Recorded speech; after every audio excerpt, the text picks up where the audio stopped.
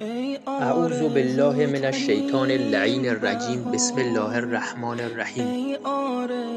آیا دوست دارید که هیچ فقیر و گرسنه و عریان و مقروض و ستم دیده و اسیر و بیماری در روی کره زمین نباشه و هیچ جنگ و ظلمی در جهان نباشه و هیچ گمراه و گمراه کننده و مستضعف و کافر و ناصبی در دنیا نباشه و ریشه فقر و تبعیض و ظلم و بیماری و فساد و انحراف و گناه از روی کره زمین برچیده بشه و بالاتر از همه اینها کره زمین تبدیل به بهشت بشه؟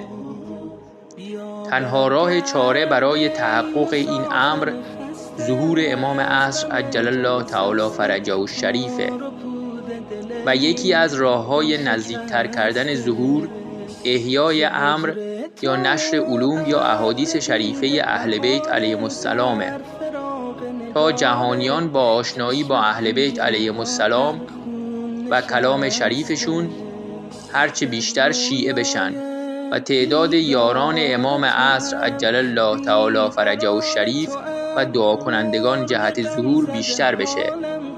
حال چه کسی در این عصر بهتر و بیشتر و کاملتر از همه امر اهل بیت علیهم السلام رو احیا میکنه جز علامه الله یاری؟ پس کمک به علامه الله یاری یعنی کمک به امام عصر عجل الله تعالی فرجه الشریف و نزدیکتر کردن ظهور. تا حالا بهش کمک کردی؟